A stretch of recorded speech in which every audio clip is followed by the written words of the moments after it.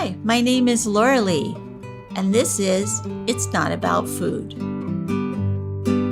So it's not about food, and it's not about weight. What is it about? Everything else, because it's never ever about food or weight, never ever, not even one time, not ever, ever, ever.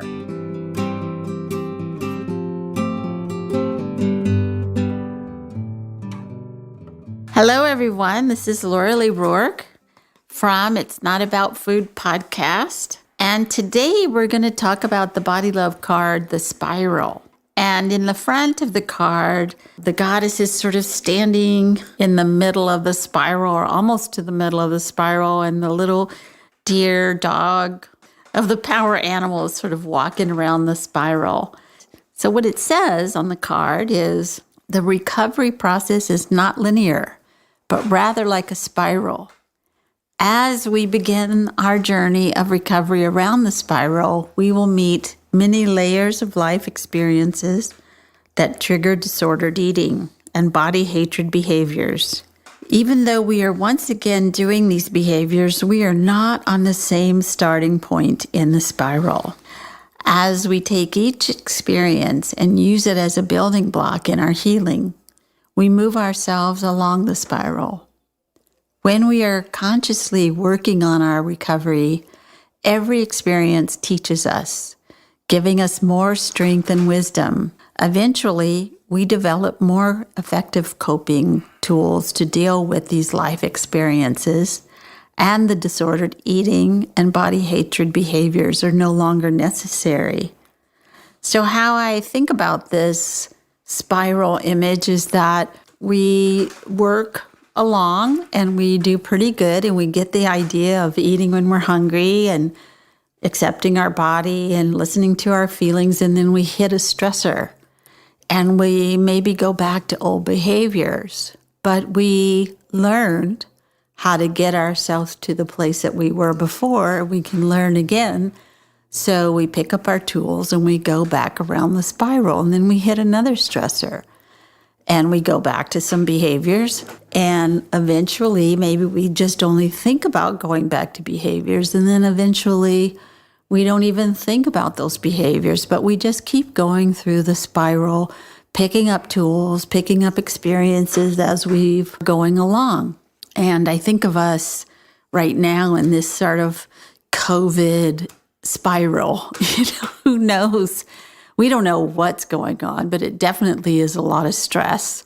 And we're all making tools or getting tools for ourselves to work us out of this really heavy duty time that we're in. And there's always going to be something. Maybe there's not going to be another virus next year. We don't know. But we will learn things now that will help us then. And we'll know how to do stuff that we didn't even think we knew how to do. So when I think about the spiral, it's different from the model. Like you have an eating disorder, so you start to recover from the eating disorder, and then you sort of go back to old behaviors. There's a model that says, oh, you have to start all over. You went all the way down to the basement, you fell off the wagon, and now you have to start all over. But that's not true, because everything that you just learned from your recovery will help you along now. So we don't ever just not lose those tools. They're always there. And we just learn how to keep working with ourselves as we go around and around the spiral. So I think that I've known my next guest, Maria, for a very long time. She was one of our first peer educators.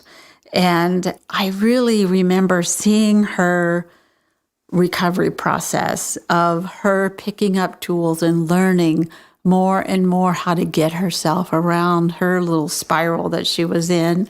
And that continues to this day with all the different experiences and challenges and stuff that you've had in your life.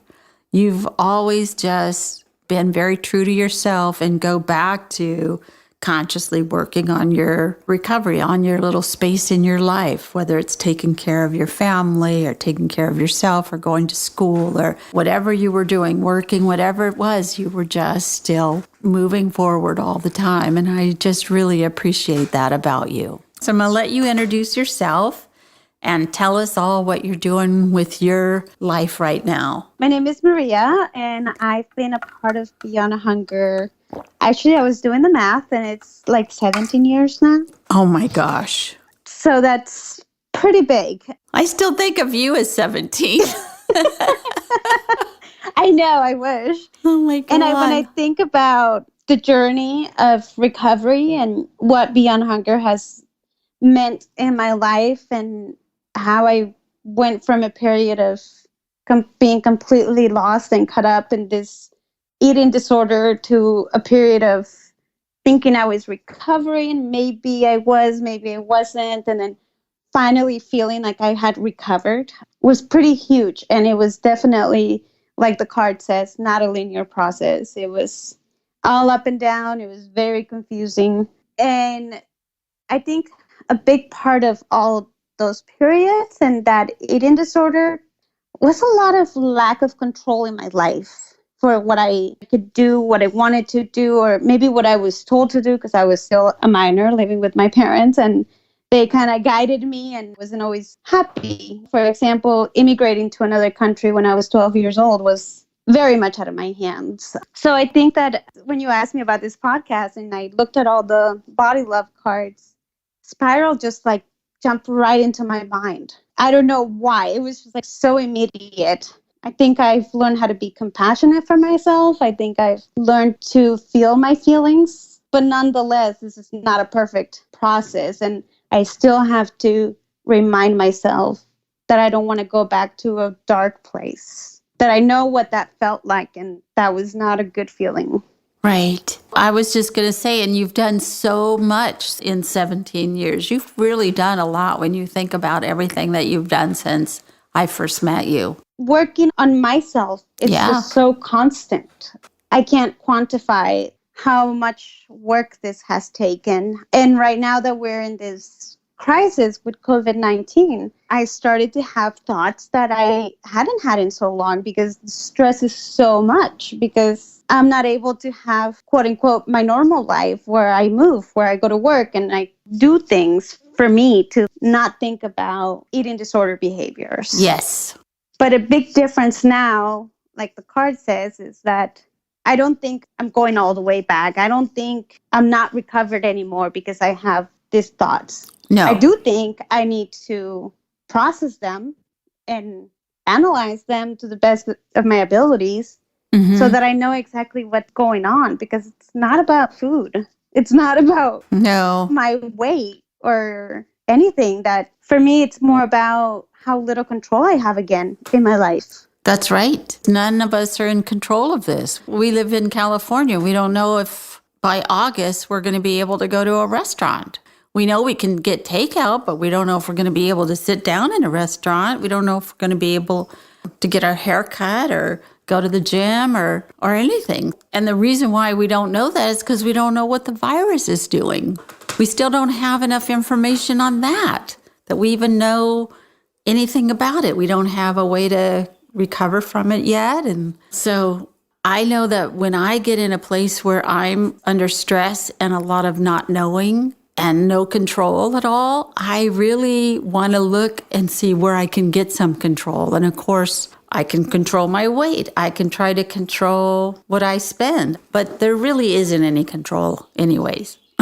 So there isn't, and there is so much fear. I think of myself as a young, healthy woman, but nonetheless, I'm not entirely invincible, and I am not completely strong to be able to process everything on my own. I still need help. I still see a therapist every time I start feeling like I'm back in the spiral, because it gets to a point where if I go back into the spiral too much and I don't check myself, or I check myself with someone else, then I'm not using the tools that I've learned that have helped me in the past. And going back to a therapist, or going back to stopping and thinking and saying, okay, what are my tools?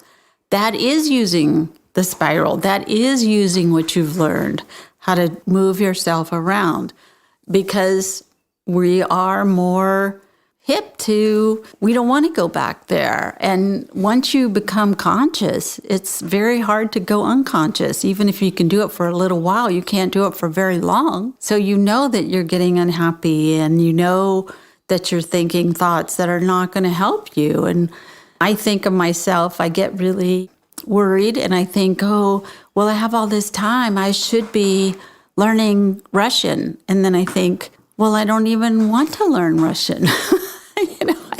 I just said that so I could control something. Yeah, like I keep thinking to myself, I should be doing all of this. I should be reading books. I should be, learning how to cook. I should be like doing arts and crafts. And it's just like, no, the day is long enough as it is. Yeah. Well, and we can do those things, but we don't have to do them because we're not doing enough. We can do them because we want to, not because that's what we're supposed to do or that's what we should do. I think that if we just all get through the day without committing suicide or homicide, I think we're doing pretty good.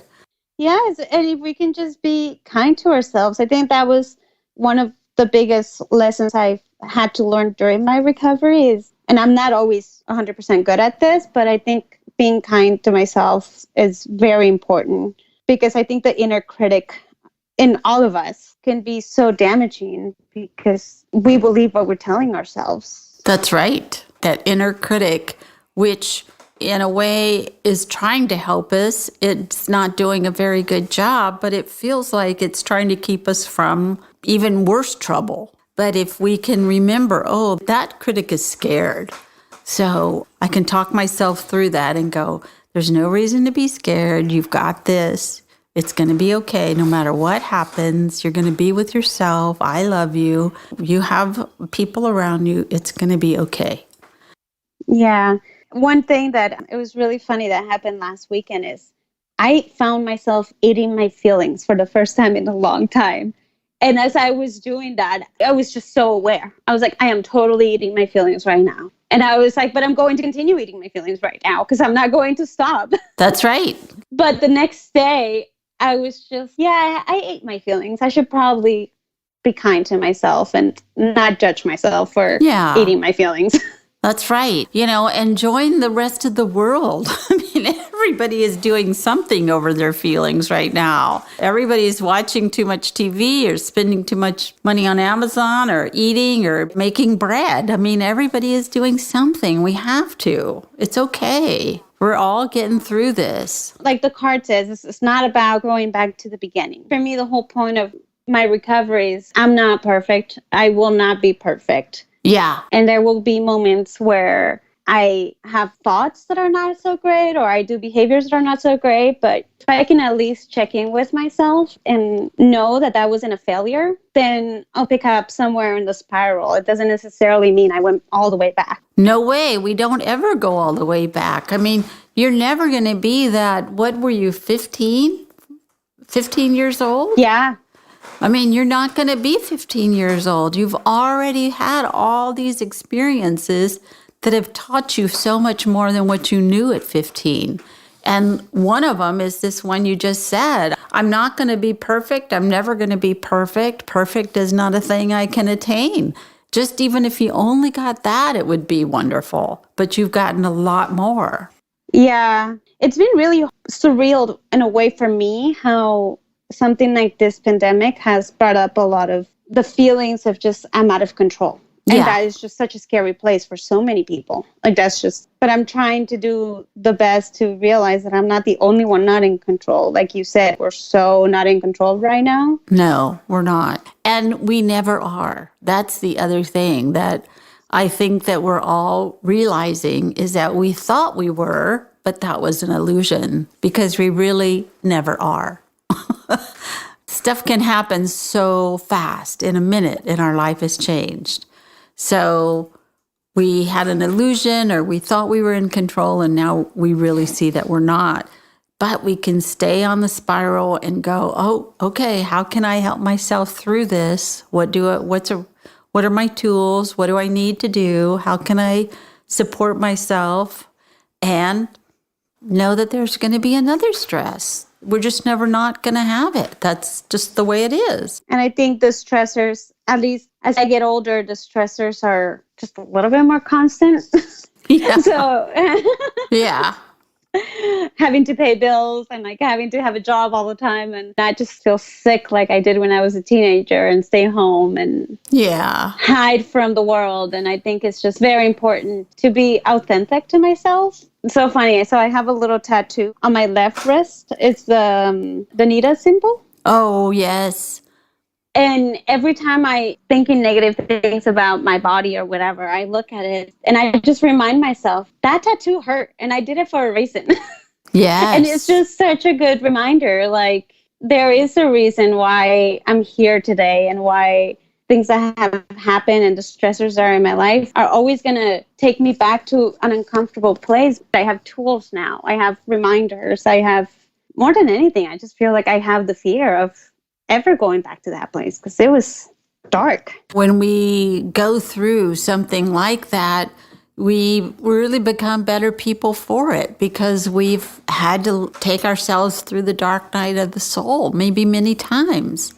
And we learn and we stay more on our own side and we become better people because we learn humility and we learn gratefulness for our lives. Yeah, and I think we also, at least for me, I feel like I've become a better advocate for myself. Definitely. Something that I was always really frail to was comments that other people made about my body, or whether good or bad, whether well-intentioned or not, like just how much they would impact me and how much I felt like I had to do something to make those comments go away. And now it's more of setting boundaries. Like, no, you don't get to talk about my body. You don't get to make a comment about my body. That's so great. That's so true, isn't it? Yes. And I don't do that to others.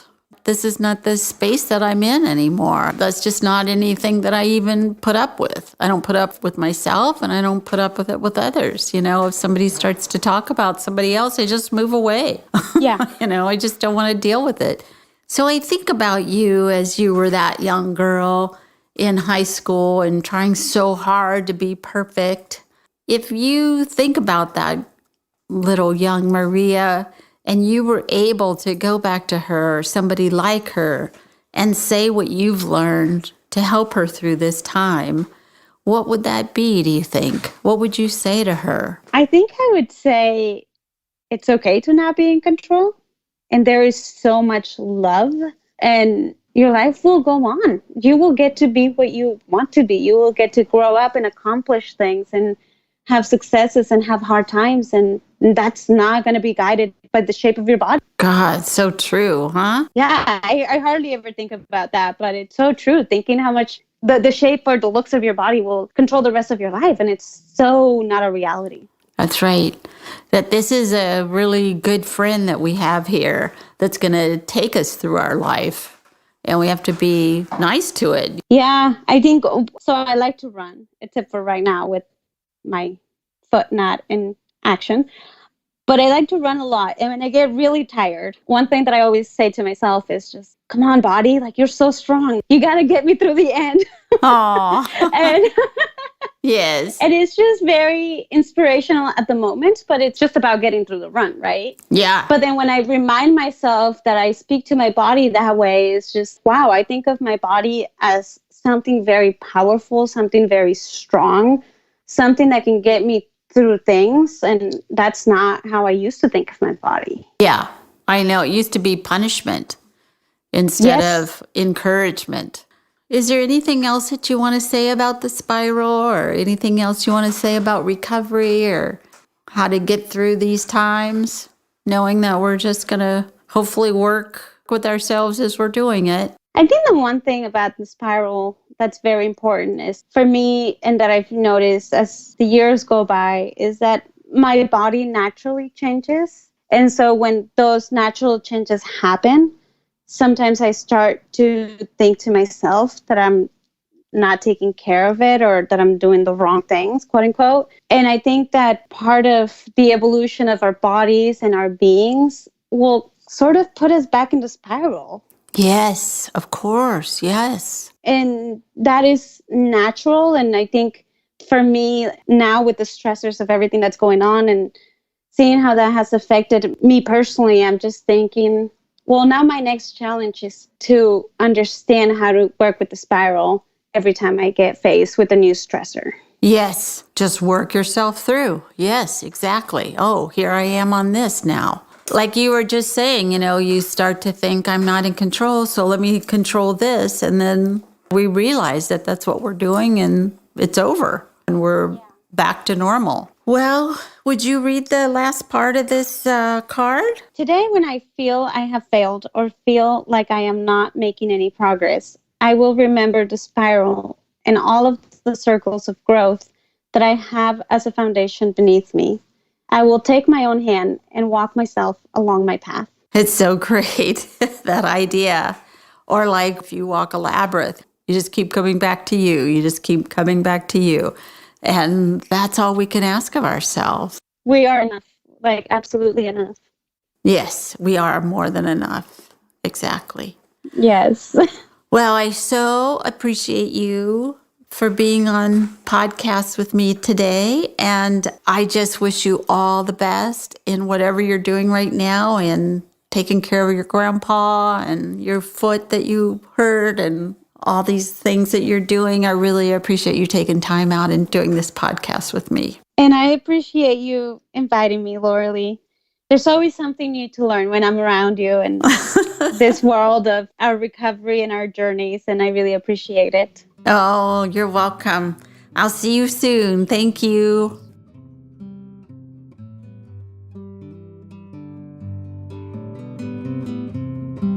Thank you for listening. And be sure and follow me on Patreon, Instagram, Twitter, Facebook, and itsnotaboutfood.com. Thanks.